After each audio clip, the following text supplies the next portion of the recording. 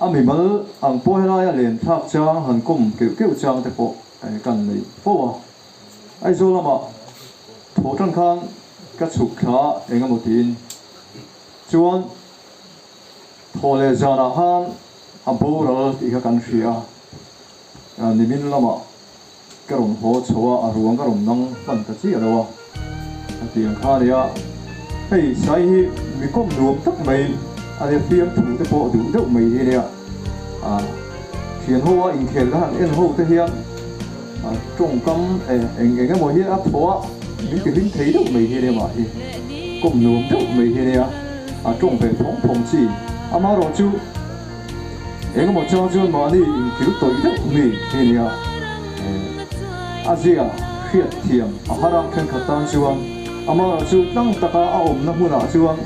enge ma po hi atlang ni in kan ria ama hi sensitive na mi te hi nei in kan ria ama hian ama nun in kiu toi na te ama mi hring enge in hu ni na te hi na khat atom le ani te hi kan thi na chang chuang khala kan soi duwa tin hei ke thi chuan apha to khana sina te po khotang enge OMA zone lama te po han phang to khan ama nun chuan zir lowin in hre ma sia thil thati na ko han thei to ki ke pen in kan sia la ya chuan mi hring te doctor te khovel thiam na tang chuan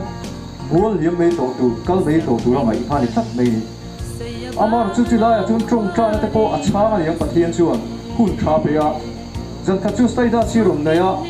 pathian chuan ani hmangai na chu fakla kina lang tira hi rom sai da sani ta chuan pathian ro pui se hi rom soya chuan ka chang le ta kanin ma se chu ni ta chuan ne pathian ne ro pui ti ro ka ba te ni aro pui khop bai u du te minu trong trai pui se to nia atia ye la lo trong trai pui ren che ne lung ma re su tam takin i rom ho le to nia kanin tia chu ti la chuan enge ka sai da se po alo viu ve se la pathian tu te po ha alo chiar ve ti ni ka mai tu ta kha thi na hin kor ruam ma chi le tha she to lo din huna adin lai le kha ti lai chi le tha eng kim mei ri ru har film din mun aron de lai ha aro pui le eng ka thia kha thil dang ni lo win van pathian khi re amma kha aron ti phara aron ti nung ling ka thia ma kha chu ti la jing ke hi chuan ti satana kho ve ra hun manga dam nen tu ra kan chung trai me ha hiam pathian chuan chatun nun neya chatuna dam hen to tur zokin aseng ta zong ring ka hria tu na hian chu chu zai na hen a chung ka hian enge kan ruwa kan fang lu ni ha kan ngai e me bang a dik tu ka ni ama chu atang thei pa to pina dam na tur ta kan chung trai ni ma sing lo pa min sa na hian enge kan lo ma pathian hen a lom thu kan soi mei khai kan hria a thi ma in ama nun boral ma in pathian ne in ku ka na hu thata mai thu thang na fel tak mai pathian a pu sai sak na hi ge hei pa ka ro pu hi ok ro ni chu ma chu sai nga hian adam ching kan thria a phiam te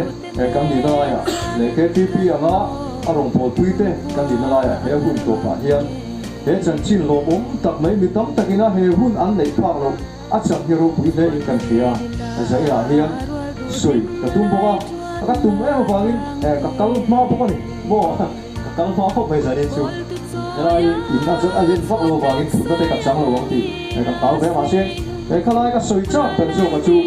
pathin hun tha hun lo om lik tu a pe ni nge hring kila ta ka tok takin golden chance a pe hun tha tak mai a pe ni kila hi ro puin ka thia khalai ta pathian na in lai china chatu nge mun theng thei tu ra in pu se na hun tha pathian na an nei lai dam len to tu zo ka a khol jin kong a zo to ka lai a ro puin ka thia